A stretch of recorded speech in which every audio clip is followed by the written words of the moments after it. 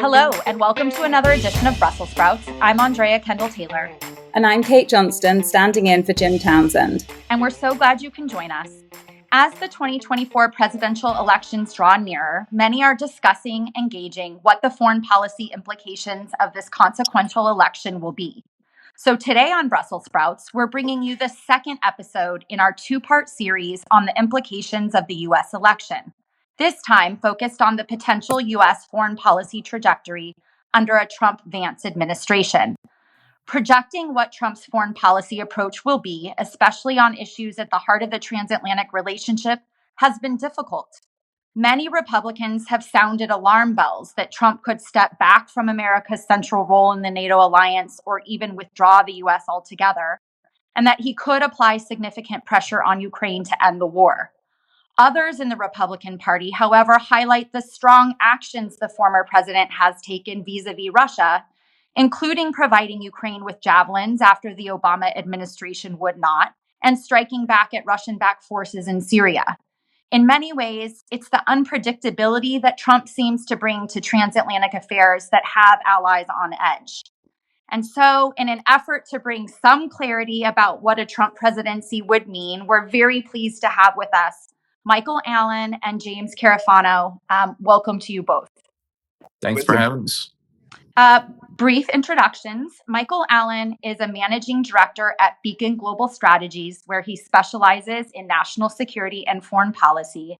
And James Carafano is senior counselor to the president and E.W. Richardson Fellow at the Heritage Foundation, where he works on national security and foreign policy challenges, and was also my traveling mate in our group when we did a trip back to Kyiv not what now feels like a lifetime ago, back in 2022. Okay, so I want to start this discussion kind of picking up on this theme of unpredictability and a lot of competing and inconsistent information out there about what a Trump presidency would mean. And so, James, maybe I can start with you just to hear your thoughts on how you think about it. You know, what are the information? What information are you using to try to gauge and understand what a Trump presidency would mean? Are there some voices out there that you watch more closely because you think they have more credibility and actually have insight into what's happening? I mean, just how do you parse this difficult information landscape?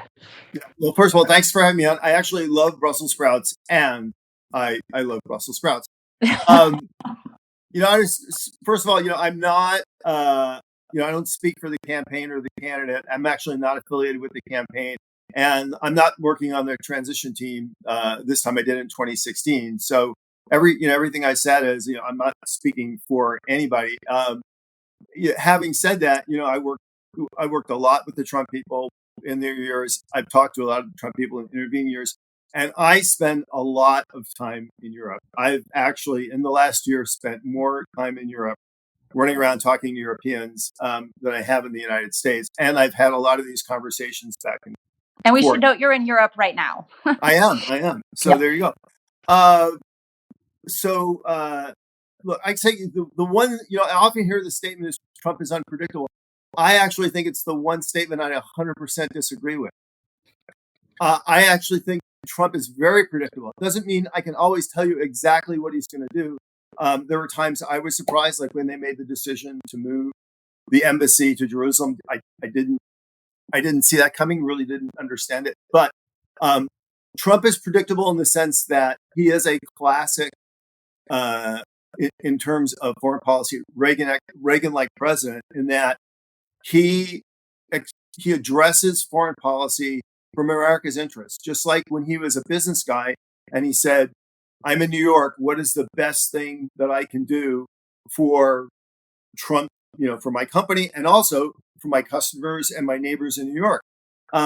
When he came into the White House, it's always been what is in the best interest of the United States. And so I think he's been very consistent in that. And I can give lots of anecdotes on that if you want, which is what I tell with my Europeans. But I will say, this is a bottom line, because I don't think this election means for Europe what some Europeans think it means for Europe. I think there is zero chance that the United States leaves NATO regardless of who the president is. And I think there's zero chance that the United States abandoned Ukraine. And what I do this kind of very simple, mental game. I said, explain to me the scenario where the United States of America is better off if Russia is controlling Ukraine or if NATO is disbanded. And there is no scenario for that. And so it's very difficult to make an argument that an American president would adopt a policy that would lead to that when clearly there's absolutely no advantage in the United States for doing that. So, and follow up, and then Michael, I'll let you put your view in there. I mean, and we'll get into each of these issues, I think, to a greater extent. But for example, on the Ukraine piece, there are some people in the Republican Party that talk about the fact that Ukraine is a distraction to a focus on the Indo-Pacific, and that's really at the heart of America's interests. Is that something that you think then is not held by the people closest to Trump? Well, I mean, and the other thing I will say is, I mean, he has been clear that he wants the war to end, and I do think he does. He sees the senseless casualties, and he wants to bring it to an end. And so that's the question: is do you think that? I mean, Putin doesn't want the war to end, right? And so, let me kind of parse those in two, because we often hear about this. And it's not just, by the way, it's not just from conservatives and not just from Republicans. We also hear this from some Democrats as well, about this notion of, well, we need to pivot to Asia because that's the priority, and we can't do everything.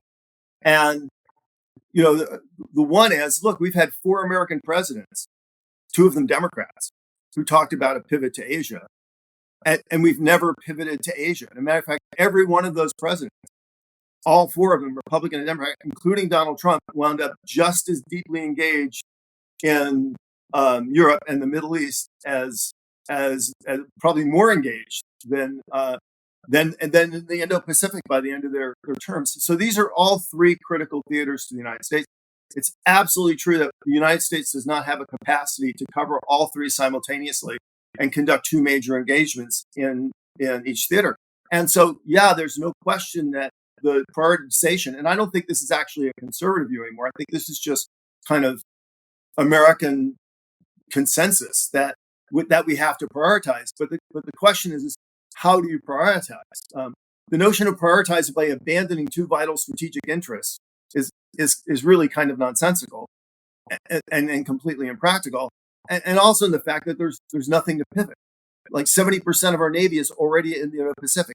If you put the other 30% there, we would have no global presence, right? 90% of our Army is permanently stationed inside the United States. We don't have a big enough Army to pre-position it in any theater, so that's not an option. Our Air Force deploys globally, so it doesn't matter where it's positioned. Matter of fact, it's to our advantage to have it spread around the world. So you're not going to really move the Air Force, and you can't move the Space Force because it's in space. So there's really no military pivot to be had. And we faced this before, not exactly this, but in World War II, we started World War II saying, oh, we don't have enough for every major theater, so we have to prioritize. And we said, okay, Germany first. But in the first year of the war, we actually sent more troops and materiel to the Indo-Pacific than we did to Europe, for the reason that we realized that if the Japanese controlled the first and second island chains, much in the way that the Chinese want to do now, that we would never be able to go back and win in that theater. So we had to stabilize that theater. And in part, it was that stabilization that allowed us to mass the effort to focus on Europe. And I think that's the right analogy for where we are. It's not about abandoning Europe or the Middle East. It's about stabilizing those 2 theaters so that is what's going to allow you to focus a lot more on the Indo-Pacific. And I do think that Trump gets that. We also want to talk about Middle East because it's really part of the European problem. The big problem in the Middle East is Iran. You have to deal with that if you're going to shift resources and attention on the theaters. He gets that. So in Europe, I actually think the challenge is way easier than people think. As somebody who fought during the Cold War, the front line of NATO today is in better shape than we were during the Cold War. We have more strategic depth. We have actually a much stronger correlation of forces today than we did during the Cold War. The Russians have 1,000 miles more front that they didn't have back then, with some very capable militaries to the north. You have a large Ukrainian military, which, whether it's in NATO or not, is really kind of irrelevant, because if Russia wanted to attack NATO, they can't drive by the Ukrainian army and ignore it. You've got a Polish rearmament that is the centerpiece of the new NATO frontier, which under both liberal and conservative governments is committed to rearming. So that's going to happen. And that's anchored in a very responsible rearmament plan in Romania. So I don't think that the lift for the United States is really all that heavy that we ought to be thinking about that we have to walk away from the NATO frontier. It's just not realistic. So I don't think it's a real debate. And honestly, I don't think in the Trump world it's a real debate. And I don't think in Europe it's actually with Europeans a real debate. The Ukraine thing, there are two impulses going on simultaneously. One is, obviously, any Republican president wants a secure NATO frontier. Nothing is going to allow them to focus on other things other than not worrying about Russia destabilizing the West.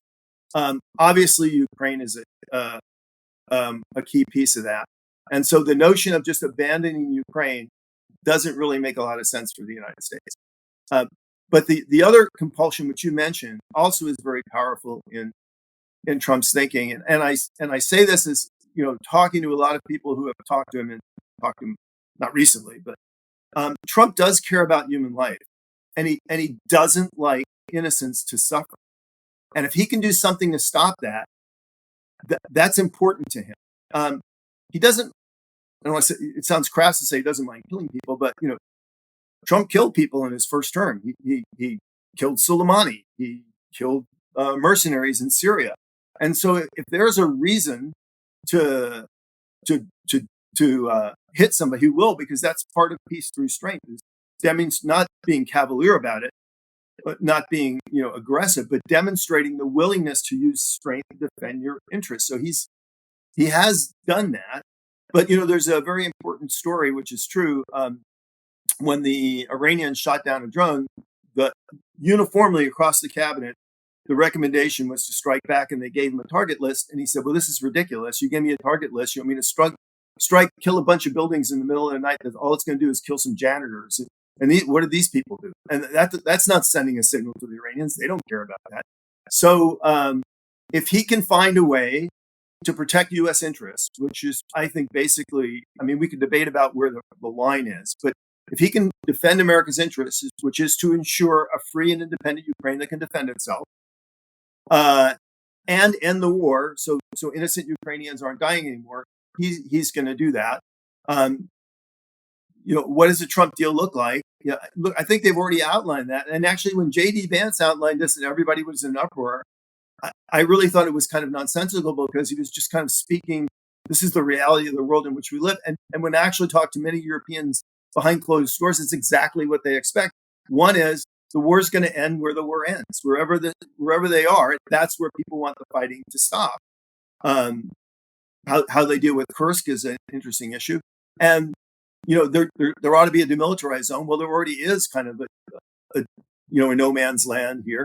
And then the third thing is, look, they're not going to get in NATO and EU right away. And that's just realism. There is no consensus for them joining either right now. So I think that's what a deal looked like. And then the question is, Michael spent a lot of time working on Russia, so he can talk about the realists. But, Trump will say, look, if you don't stop, look, first of all, I think the Ukrainians already know what the Trump deal is, and they're already fine with it. The Russians, if you don't stop, then there are consequences for that. And the consequences are going to be very severe and very difficult. And if you want to live with that, fine. And whether Putin decides to take them or not, I don't think we know.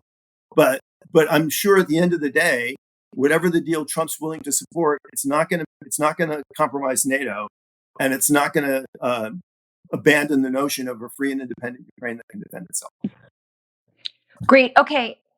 There's a lot there, obviously. So, Michael, let's actually rewind to the beginning, and then we'll also parse through the NATO and Ukraine issues, because I think that's obviously, those are the big issues. And so, Michael, the original question, though, being, given all of the variety of views and assessments out there about what Trump would or wouldn't do, how do you make sense of this landscape? How do you assess it? How do you analyze it? What are you looking at? What sources do you find most credible?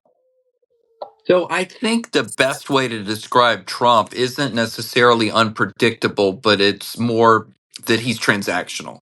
I think he was an occasional unilateralist, or someone might say isolationist, and that he wanted to, as it's sometimes been described, abandon the Kurds. He occasionally was a hawk. He hit Syria twice and he killed Soleimani. He tried to withdraw some troops from Germany, which led to accusations of isolationism. But I think the best way to describe him is what he says he is, which is a guy that wants a deal, someone that wants to reach some sort of agreement. And the prime motivating factor for him most often is, honestly, what's in the best interest of the United States. He not only says it all the time with regard to NATO, he's now even started to say it with regard to Taiwan. He described recently saying that it's a bit like an insurance policy and they need to pay up. I agree with Jim. I don't think he's going to get out of NATO. I think the larger issue, or the thing we ought to be worried about, is if he begins to repeat things that he said in the past, which are, well, you know what, if you haven't paid your dues, maybe you shouldn't be able to avail yourself of Article 5 protection. That sounds terrific, and it sort of, has a populist appeal of, yeah, if you don't pay your bills, you really ought not be able to be a member of the club. But I worry that's what Putin wants. He wants there to be a two-tiered system within NATO. But I don't think he's going to get out. I do believe that after all is said and done about Donald Trump, I believe that he is very sincere about wanting to end wars. He talks about endless wars. That was one of the prime motivators of why he ran for president in the first place. I think he's sincere when he talks about Russia, Ukraine, about ending the killing. I think that is what, I don't think he cares about which oblast is going which way. He's even said things with regard to the Middle East, not lately, but Netanyahu ought to hurry up. Israel ought to go faster. This needs to wind up. So I believe that it is at some measures transactionalism, what's in the best interest of the United States, but it's also a sincere belief that he wants to end the killing as soon as possible. Can I hear from both of you? I mean, James, you already outlined a little of this, but like really short answers, like points A, B, and C. Why are you both so certain that he wouldn't move to either pull the United States out or significantly reduce America's presence and activity in the alliance? Like, what do you base that on? Yeah, so I'll just quickly give the example of Afghanistan. Trump came in the office in 2016, determined to get out of Afghanistan because he thought this was just ridiculous. His cabinet and said, look, we think that's a really bad idea, and here's where it's bad for America's interests. And they went back and forth several times, and this dragged on for like 6 months. And I remember getting calls from the NRC is, we have a deal. This is what the president's going to support, and then no deal. But in the end, what you got from the president was, okay, you guys convinced me that pulling out of Afghanistan is not in our interest, but what we're doing is stupid. So we have to do things differently. And so, they moved to a plan, I think to the president's credit. We were spending less in Afghanistan in a year under Obama than we spent less in a year under Trump than we spent in a week under Obama. I mean, that's how much the spending declined. And for the last 18 months, there were no U.S. casualties. So, and then he had a deal for the Taliban, but it was based on outcomes, not just based on pulling out. Where Trump is going with NATO is honestly, it's not even controversial anymore. It's all the NATO partners need to participate at the level that demonstrates political relevance. That's the 2%. But then beyond that, we need to do things in NATO which are actually going to deliver long-term credible security. And when Trump argued that in 2016, and everybody kind of thought he was trying to blow things up and destroy normality, today actually, when he comes in and he says the things in 2025, if he's president, it says the same things in 2025 that he said in 2016. People in NATO are going to look at him like, yeah, what took you so long? Michael, anything you want to add to that? I think Jim's got it right. I don't think he wants to get out of NATO. He's telling us what he wants NATO to do. He's taking credit for the increase in gross domestic product that many now, I guess 22 of 33 or somewhere around there. And he's saying now let's get it up to 3% or even higher. So I think that's just where he is. I think he's been convinced over time that it's necessary. And so I think he'll move on to more issues that he's comfortable with, which are getting others to help pay. And that goes to South Korea and Japan as well, and trying to end the war in Ukraine. That's what he's going to start doing the day after the election. That's where I think he's going to try and force a ceasefire. And my own view is that it would be a temporary ceasefire if it is achieved at all. But I think that's where he's going to put his emphasis immediately. Can I just add? So, I think this is going to look like West Germany 1945 or Korea 1953 or even Israel 1968, which, by the way, were all temporary ceasefires, right? It's that in many ways is the easy thing. It's what's done after, which is going to determine long-term stability. And so it's what are we doing about NATO defense after that? And then what are we doing about ensuring a free and independent Ukraine after that? So the other thing I was saying, and this is where and this is just me speaking, it's where I think everybody gets it wrong. Everybody thinks that they're going to come in the door and they're immediately going to blow up Ukraine and Europe and everything. I don't think that's actually the front burner issue for the administration. They might put a Ukraine deal on the table. First of all, it might actually take them a while to do that because they're probably going to want to do some consultation with NATO's allies. He said he wanted to pull out of the Iran deal. It still took him 6 months to put that on the table. So I think the hot button issues coming in on foreign policy are, number one is going to be Iran, because they think the Middle East is a complete dumpster fire. They're convinced these guys completely screwed it up, and they had 4 years of experience dealing in the region. I think they know exactly what they want to do. The other one is the border in Latin America. If they win the election, it's because Americans are going to expect them to deal with that. And the border is not just the border. It's a whole bunch of issues in Latin America, including dealing with Chinese and Russian and Iranian influence. I suspect Venezuela will be a hot button issue and unfinished business. So in terms of actual activity and focus and late night meetings burning in the NSC, I actually think they're going to be on the Middle East and Latin America. And maybe I can pick up on something that both of you have talked about Trump's desire to make a deal, his strong desire to kind of end conflict in Ukraine and in the Middle East, and how that would kind of match up with the need to send Russia a very strong signal about kind of unacceptable behavior. Because if the conflict ends, it freezes the conflict as it is. We're still seeing Russia carrying out a huge number of attacks across Europe, hybrid attacks, etc. So how kind of ending the war with perhaps Putin having more territory than he started with, how does that balance with the very clear signal that we need to send about acceptable behavior to Russia? Michael, go first. Yeah, sure. I mean, I think there is something to hang your hat on here. Now, most of Trump's statements with regard to Russia are more, as you're aware, let's end the war as soon as possible. But when he's been asked, and on at least one or two occasions, what if the Russians are not cooperating? He says a classic Trump line, which is, well, then I'm going to surge more weapons to the Ukrainians than have ever been surged before.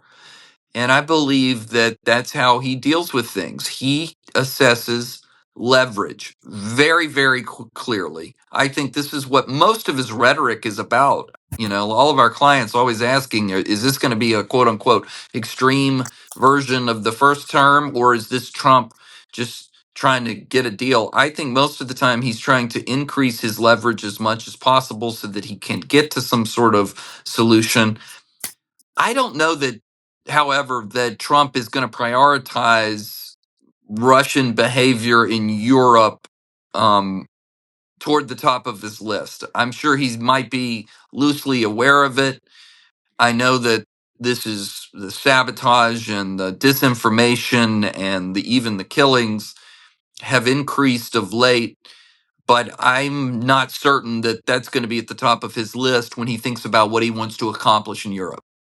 Yeah, so I would just add, first of all, I think Trump sent very strong signals to Ukraine that he actually wants them to be in as strong a position as possible if he's elected president. If he wanted to throw Ukraine under the bus, he would have he would have come out against Ukrainian aid. And not only did he not come out with Ukrainian aid, I think he's been very clear with Zelensky that I want you to fight. I want you to be in strong position because I can't cut it. The stronger you are, the easier it is to me to put a tough deal on the table.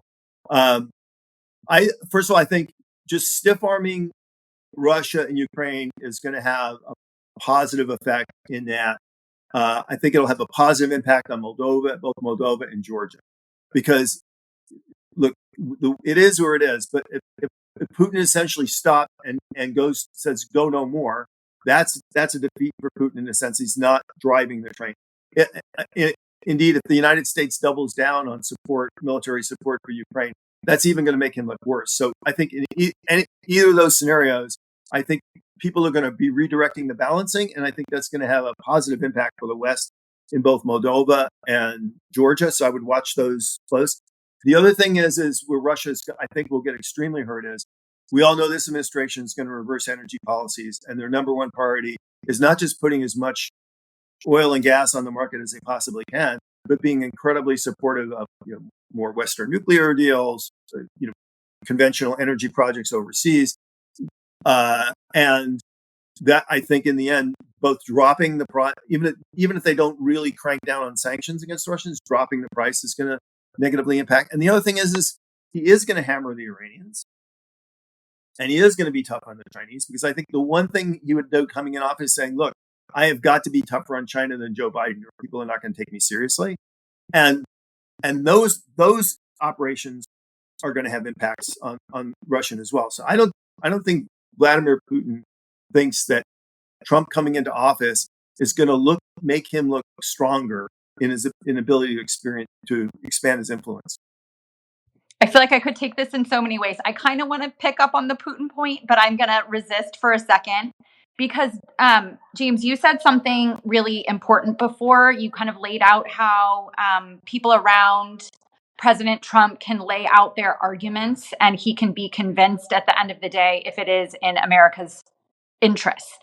The convincing part obviously depends a great deal on who's around the president. And the other thing, this other narrative out there is in a second Trump administration, the quote unquote adults won't be in the room. That, I'm right, parroting sure. The talking points out there. So who is it that you think will be sitting around President Trump, and what will be their inclinations on Ukraine, on Russia, and on transatlantic relations more generally? What kind of advice do you think he's going to be getting on these issues? Well, first of all, I would say the whole axis of adults thing was kind of ridiculous. Matter of fact, Trump's foreign policy was actually infinitely better after Tillerson and Mattis left, because he actually put in people who listened to the president. The other thing I would say is I always like to point out that two of Trump's favorite U.S. senators that he loved to talk to all the time and seek their input were Rand Paul and Lindsey Graham. On foreign policy, these guys could not have been any different. And you just can imagine every round of golf, Rand Paul was saying, you got to pull out of this. And Lindsey Graham was saying, you have to bomb that. And I think what that demonstrated is Trump does like a diversity of opinion. I've also heard the president, and he just said this recently when they asked him, what was your biggest kind of lesson learned from the first term or your biggest mistake? He said, he essentially said people are policy. He said, where I put good people in, I got good results, and where I didn't, it just caused me trouble. So I certainly believe there's a recognition in the White House that, they want people that are loyal. Well, I don't know what president doesn't want people who are loyal. But I think the president absolutely recognizes the importance of not just getting both a diversity of opinion and also having good sound advice. And I think the other, I would say the other thing is, people always say, well, Trump will be unbound because he doesn't have to run for election. And I would say, when was Trump ever bound? The notion that somehow he was bound this is just nonsense, right? Trump is just Trump, period. But the other thing, this is not the Trump of 2016 in many ways. This is a very seasoned global leader, a guy who was president for 4 years, who basically knows everybody on the global stage, who made very huge consequential decisions and had to live with the results of that.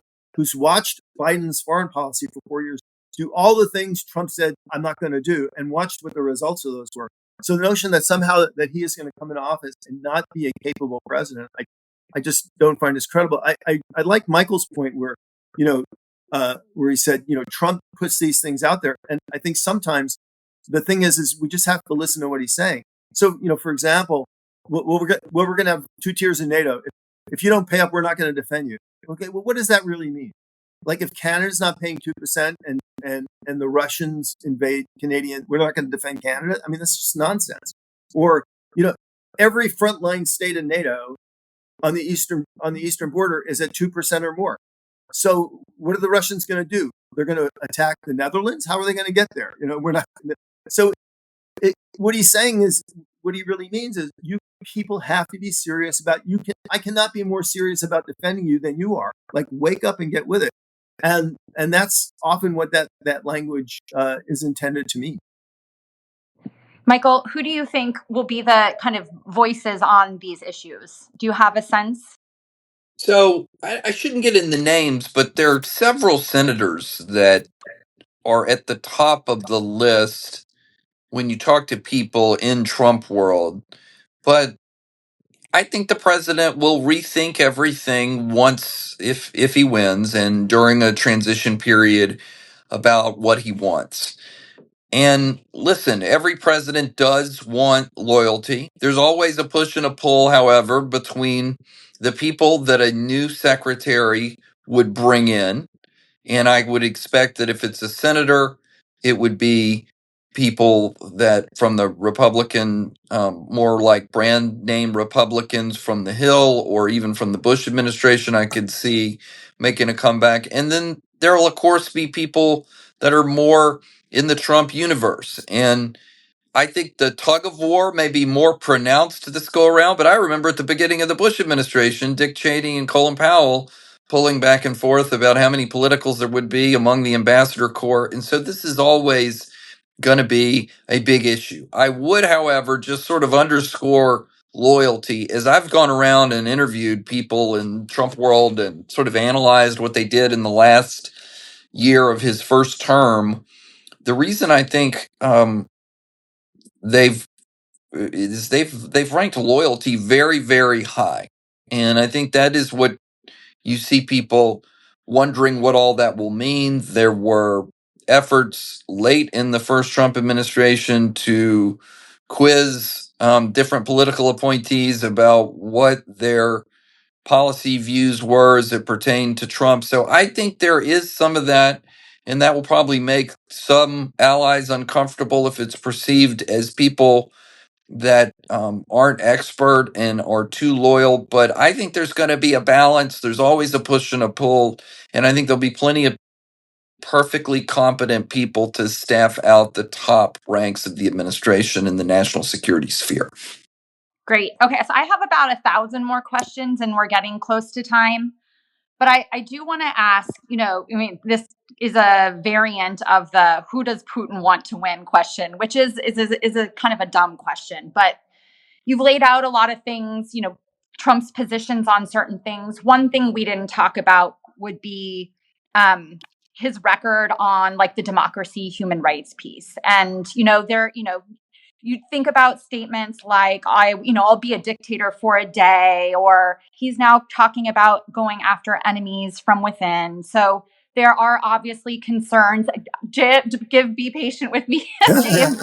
There's obviously concerns within the U.S. political system, within the United States, about his commitment to upholding democratic norms and principles. And then what that might mean for America's ability to be seen as a leader on the global stage and, an upholder of democratic norms and principles more broadly. So do either of you have, I guess, how do you think about that piece of this? Is there a world in which you would imagine things that Trump does domestically tarnishes America's image with allies and others internationally? Well, I'll just jump in here at the beginning. I think it's best to look at what Trump prioritizes, and you'll get the answer about how assiduously he will pursue certain things. I think what he cares the most about, honestly, is our economic issues. When you talk about what he wants to do, what he cares the most about, it's tariffs and it's China and it's the economic competition. I think that is first and foremost. I think he's going to put a tremendous amount of effort into tariffs, and what the Chinese will reply, and it'll be a bit of a trade war, if you will. I also think he cares about hard power. I think he cares about reestablishing American deterrence in the Middle East vis-a-vis Iran. I think he cares about reinstituting a maximum pressure campaign. And I agree with Jim. I think probably one in the top three is also the Western Hemisphere. I've sort of talked to everyone I can in the Trump universe, and they keep telling me, listen, it's going to be a migration driven foreign policy. If you're part of the people pipeline moving northward, that is what Trump is going to ask of you. He's going to ask you to help stem the tide. We'll obviously have hundreds of issues with Mexico, but you have to rack and stack what I believe Trump is the most interested in. And it's not that he doesn't care about the other issues, and probably Jim is in a better position to discuss democracy and human rights and the rest. But I think when you do a rank order of what Trump cares about, that's where he's going to spend the vast majority of his time. Yeah, so I have two comments. The first is, regardless of what he does, it's completely irrelevant. I mean, there will be from the first day after the election, if he wins, an effort to demonize and delegitimize Donald Trump, and it'll be vicious and it'll never stop. And the simple reason for that is he's a one-term president. It's 4 years, and they want to set conditions in the next 4 years to take the presidency back. And his enemies, our enemies overseas, will feed off of the campaign inside the United States, and it'll be endless streams of attacks on him. Nothing's going to change in that respect.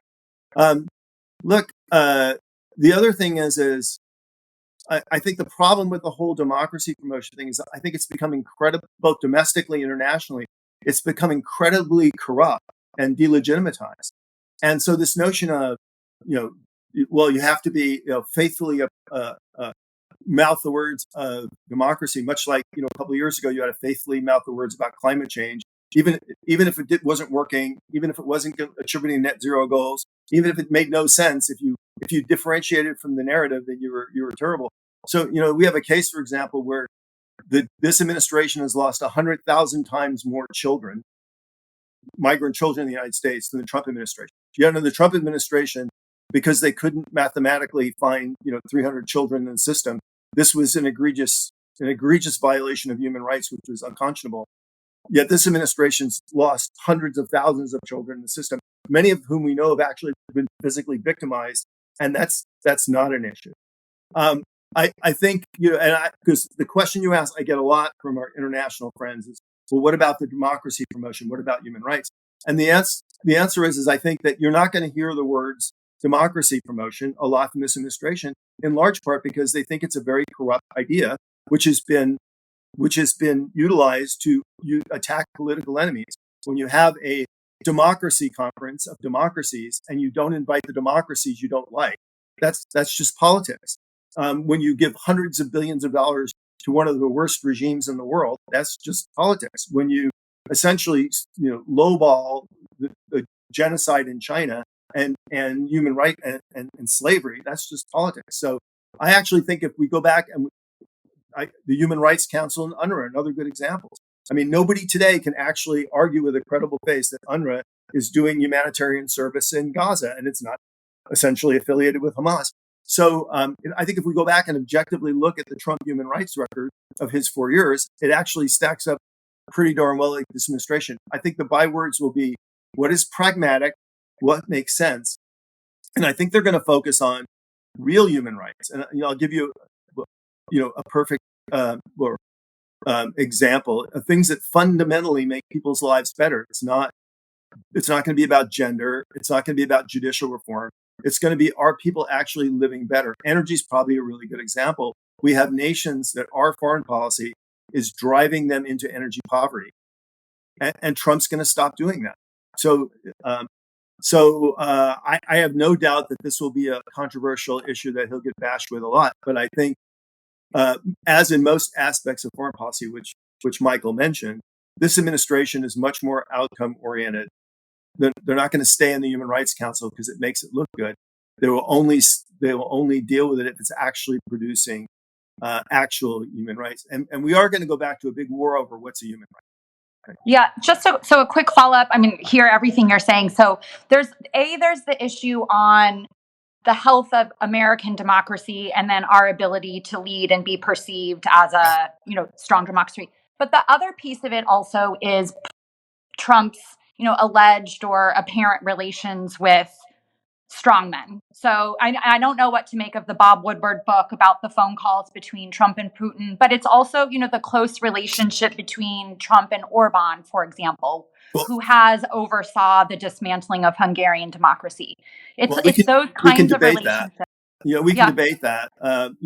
This administration came in office and they said Turkey was not a democracy, and they said Saudi Arabia was not a democracy, and they said Poland was not a democracy. Which I would agree with. and they said Hungary was not a democracy. They did nothing about Turkey, and the reason for that was they needed Turkey to fight the war in Ukraine. They did nothing about Saudi Arabia because they needed to get more Saudi Arabia oil on the market. Right? They did nothing about Poland because even though they hated the government in Poland, it was the most important ally they had on the frontier. The only country they attacked was Hungary. Right? So I mean, they played realpolitik pretty seriously. So. I just think it's a lot of nonsense, to be honest with you. I think this whole idea has been so corrupted, and to be honest with you, I think a lot of the world gets the joke that just mouthing the words is not putting food on the table. It's not keeping the terrorists from blowing up the bus. It's not keeping the enemy off my back door. It's not and it's not paying my heating bills. And I think that a lot of people are ready to focus on the things they really care about. Say what you want. After Helsinki, when Putin literally embarrassed the president as no other leader ever managed to accomplish to do, Trump never gave Putin the time of day his entire term and never did anything that put the Russians in a better place. So I think, I'm sorry, I just think a lot of this is very, very, is all narrative. And doesn't have a lot to do with the actual reality. I actually think that in many ways we have less. And look, you know me, I'm not a Republican, I'm not a Democrat. I don't even have a dog in the fight here. But I think in many ways our the respect for America's policies on human rights and democracy promotion is less now than it was 4 years ago. I mean, look at Albania, for example, where we've been highly positive about the regime, which that's a country that's lost a third of its population, and it's got one of the fastest growing GDPs in Europe. How does that work? Well, it's one of the most corrupt, crime-filled countries in the world, and nobody has more political repression. When was the last time you heard any American president talk about Albania? So I think this is noise, and I actually think by sticking to that criticism of Trump, and again, many ways is look at how, and again we'll find out on November 5th, but how this is not worked during the campaign. That we've made him the Darth Vader and the enemy of all freedoms, and yet we consistently see his popularity in the United States not only being maintained but actually going up. And so one of two things is happening here. We have a lot of really stupid people, or people get the joke. Yeah, I mean, really important points. One point where I definitely agree is we have a problem, like in the global South, and there's large swaths of the globe that are very unhappy with the current state of the world and don't, like to your point on outcomes, don't feel that things are getting better. And we've seen Russia, China, Iran, North Korea being able to tap into that resentment and discontent. So last policy question is, what do you think Trump's approach to this kind of so-called global South would be? I mean, he has made comments in the past about like shithole countries and other things like that. So do you think that would be on his radar in any meaningful way? Would there be any attention given to any of those countries? Yeah. So I think that's a great question. And actually the one I don't know the answer to, but I'm really excited to see. First of all, I don't think you're ever going to see the United States embrace the global South because it's a stupid term, right? For us, in our interest, we're primarily talking about Latin America and Africa, two different situations.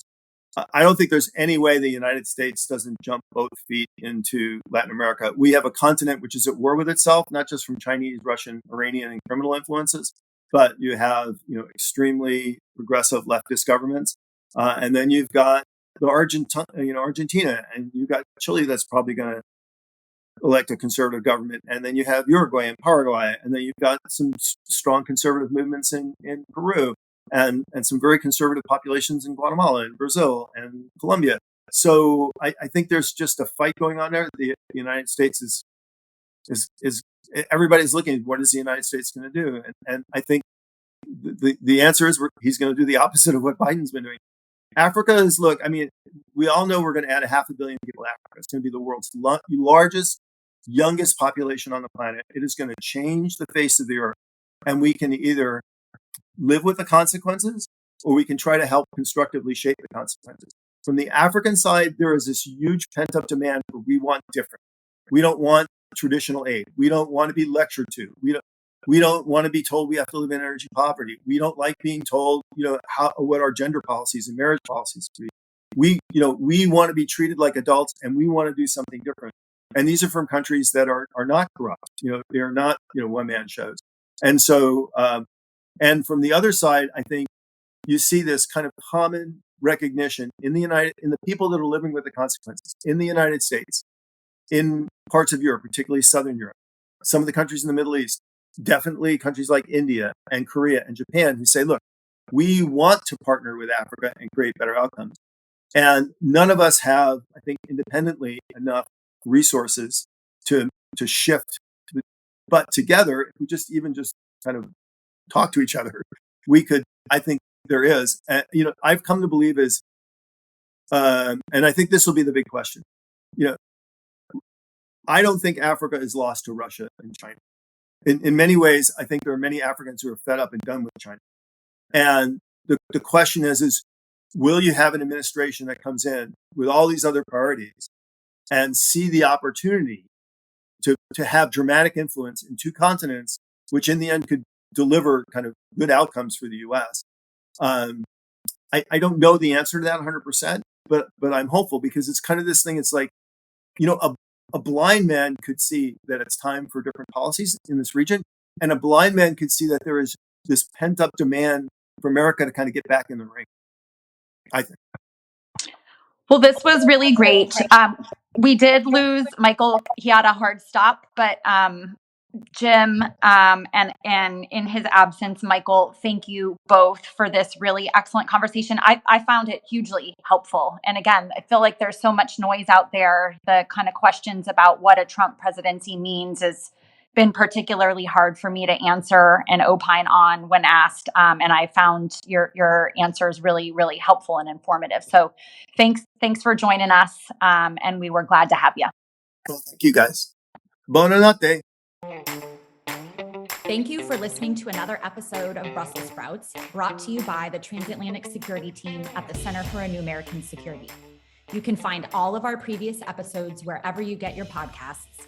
And please remember to rate and review Brussels Sprouts so that new listeners are able to find the show.